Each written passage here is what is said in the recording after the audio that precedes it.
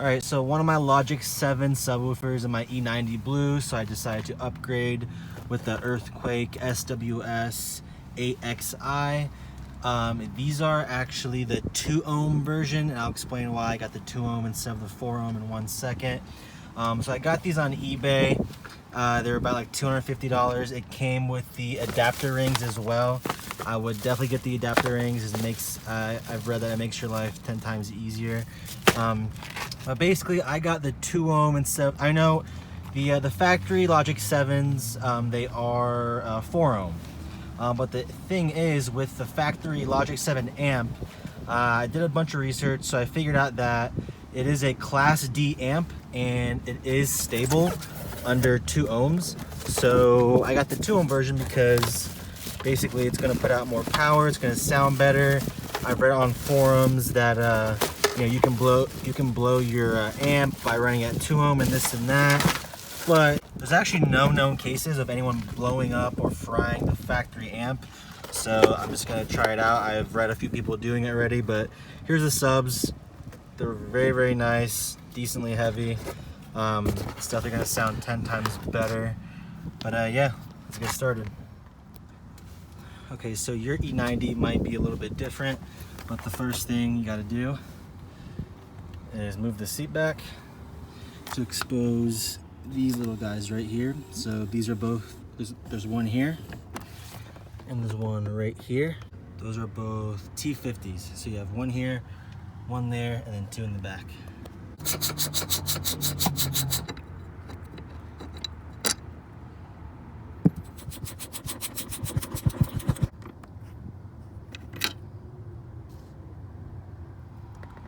So after you take this one out and this one out, scoot your seat all the way up, all the way forward, and then you want to get the ones in the back.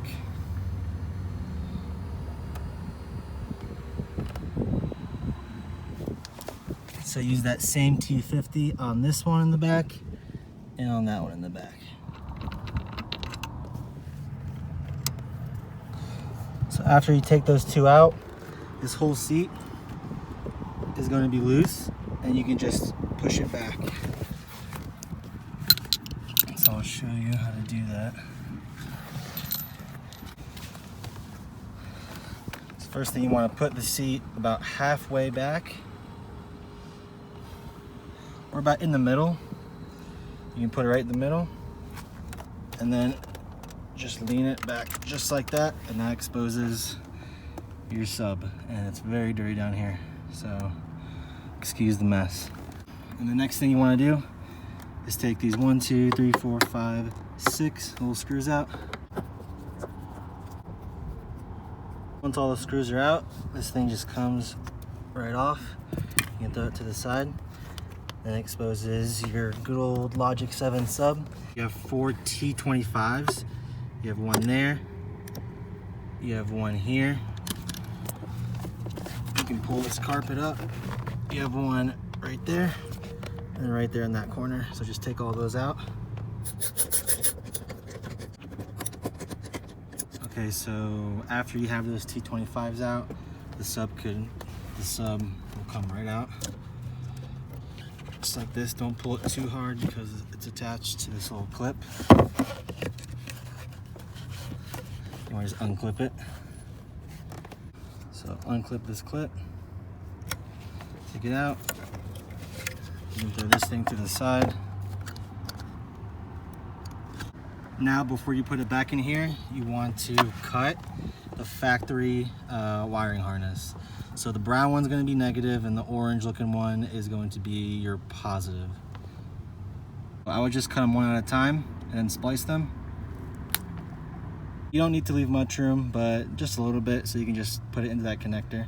So about that much is good enough. Then what you want to do is just curl the top. So kind of curl it, make it nice and tight. Just like that. And now do the same thing with the other one.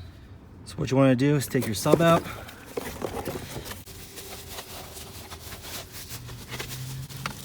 You don't need any of this stuff. Alright, so you got your nice SWS Earthquake really nice sub. So now what you want to do is connect your adapter ring to it. And so the way you do it is just like this. So you want to make sure that these little connectors are facing up. So put it on just like that. And then underneath, you want to connect the positive to the positive and the negative to the negative.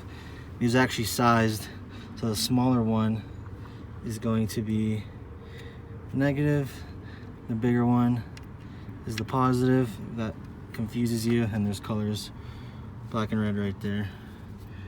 Obviously black is negative and red is positive. All right, now before you put the sub back into the enclosure with the adapter on, put the brown one into the black negative, and then the red one, and then the orange one into the red one. All you do is just press down, and it just goes right into that little hole right there.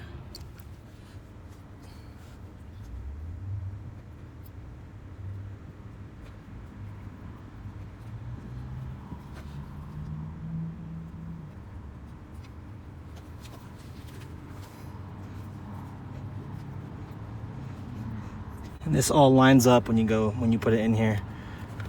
I don't know if you can see it on the camera, but there's like a little like cutout for this, and you just put it right in there. But just make sure that adapter is on.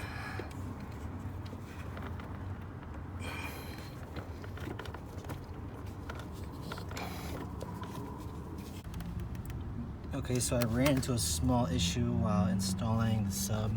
I guess I cut the positive way too short, so this positive wire, I don't know if you can see that, the positive wire right there, the orange one, this was very, very tight. It was super tight, so what I had to do is just pull the carpet back, and there was some tape right here. There was like some tape on this. I cut that, and like over here, and I cut that, so now there's a little more slack, so now it fit in the enclosure a lot better. It's actually snug now, everything lines up perfectly. So now you can put the T25s back on. So after putting those those T25s back in there, what you want to do is cut, not all this foam, but most of all this foam behind here. I just use like a razor blade. You just want to cut it off, so that, because this sub, I guess I read that it has a lot of movement, so it's going to go up and down about 3 inches. So if that's the case, then you want to cut all this foam off because it's going to be hitting the foam. So what I just did, again, I just used the razor blade, cut it all like this. Yes, it looks ugly, but no one's ever going to see it. You just put the carpet back on like this, put the seat on it, no one's ever going to see it.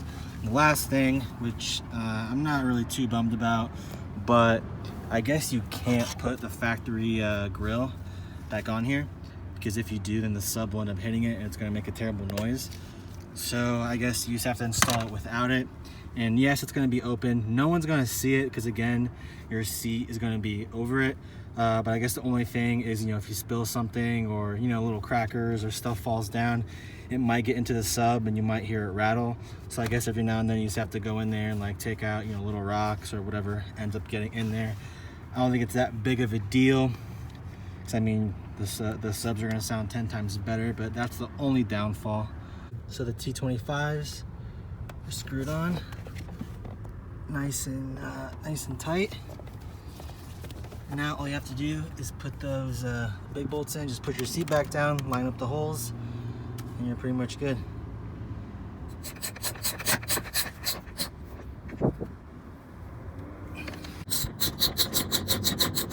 All right, so the subs do sound really good. The only thing that I would do though is I would definitely break them in. I would play them at like low volume or low bass or whatever for about maybe a couple days, maybe like 8 hours, max, maybe like 6 hours minimum. Just play them, get them warmed up, break them in, so that you don't have issues in the future. And always, I mean, whenever you break in a sub the proper way, it always lasts and it always sounds better, in my opinion. I did just want to mention really quick that I did turn the music up a little louder and I did put the bass up a little bit, and these subs, they sound amazing. It's a huge upgrade, very crisp, very nice, very good bass. It's definitely worth the money. I would definitely do it. It takes about 15, 20 minutes to do it yourself. It took me a little bit longer because I was actually making the video. But yeah, I definitely recommend them. Great bass, great sound, and I actually listen to different types of music.